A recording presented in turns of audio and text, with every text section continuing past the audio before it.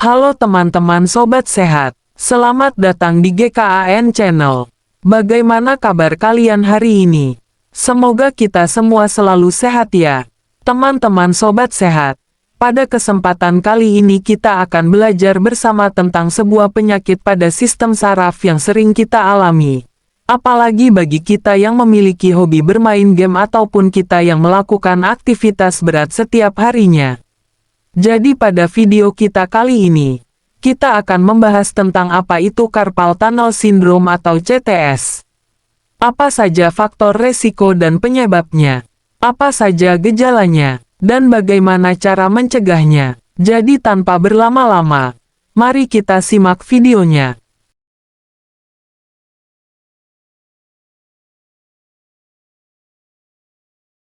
Carpal tunnel syndrome atau CTS merupakan kondisi yang memengaruhi tangan dan jari. Kondisi ini dapat membuat pengidapnya mengalami sensasi rasa kesemutan, mati rasa, atau nyeri. Gejala yang muncul ini biasanya berkembang secara perlahan dan pada malam hari akan bertambah parah. Bagian yang paling sering terpengaruh adalah jempol, jari tengah, dan telunjuk. Carpal tunnel adalah jalur pada pergelangan tangan yang terdapat saraf median dan 9 tendon yang berguna dalam pergerakan jari-jari tangan. Saat terjadi pembengkakan pada bagian saraf, tendon, atau bahkan keduanya, saraf median akan tertekan, maka terjadilah carpal tunnel syndrome. Jika saraf median ini terjepit atau terhimpit, akan menimbulkan sensasi kesemutan, mati rasa, dan terkadang muncul rasa sakit pada bagian-bagian yang terpengaruh oleh saraf ini.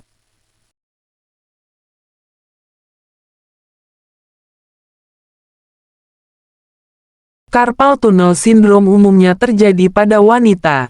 Kondisi seperti diabetes meningkatkan risiko kerusakan saraf median. Kondisi bengkak, termasuk rheumatoid arthritis, bisa memengaruhi tendon pergelangan tangan. Perubahan keseimbangan cairan tubuh, kondisi tertentu macam menopause, obesitas, penyakit tiroid, dan gagal ginjal, mungkin meningkatkan risiko. Faktor tempat kerja seperti bekerja dengan alat yang bergetar atau di pabrik.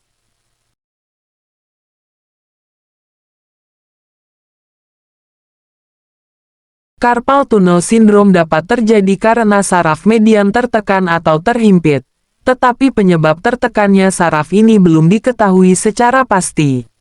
Namun, ada risiko seseorang dapat mengidap CTS, yaitu faktor keturunan keluarga yang mengidap CTS, cedera pada pergelangan tangan, kehamilan.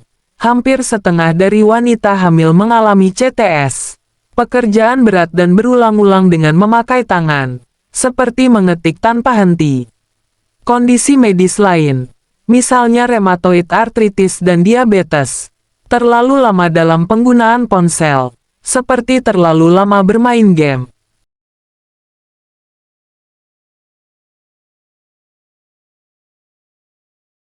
Selain sensasi rasa kesemutan, mati rasa atau kebas dan rasa sakit pada beberapa bagian tangan, gejala lain CTS adalah ibu jari melemah dan muncul rasa sakit pada tangan atau lengan. Gejala yang muncul bisa terjadi pada salah satu atau kedua tangan sekaligus.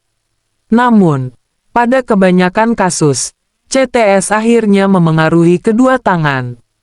Selain yang sudah disebutkan tadi, gejala CTS lain antara lain yaitu muncul rasa sakit pada lengan, menjadi kurang sensitif terhadap sentuhan, pembengkakan, kulit kering, atau perubahan warna pada kulit tangan.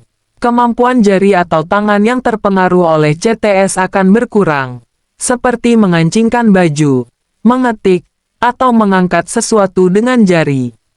Tangan atau jari yang terpengaruh CTS akan terasa sulit untuk digerakkan, misalnya mengetik, mengancingkan baju, atau mengangkat sesuatu dengan jari.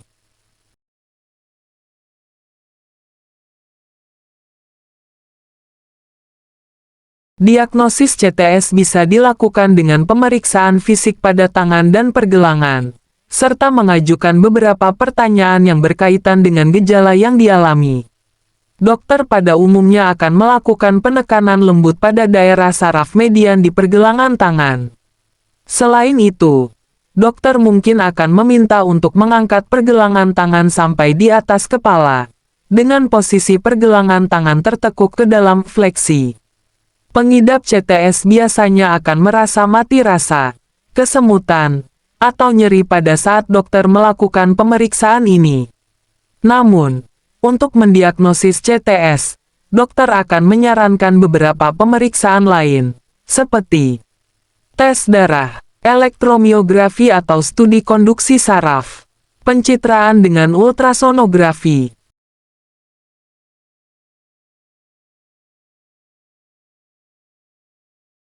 Pada beberapa kasus, gejala CTS tidak membutuhkan pengobatan khusus dan dapat pulih dengan sendirinya. Terutama bagi wanita hamil, CTS dapat membaik setelah 3 bulan pasca melahirkan. Pada gejala CTS yang ringan dan sedang dapat ditangani dengan membalut pergelangan tangan dengan papan kecil disertai suntikan kortikosteroid. Jika ini tidak berhasil, dokter bisa melakukan prosedur operasi. Operasi perlu dilakukan ketika dicurigai terdapat kerusakan saraf permanen.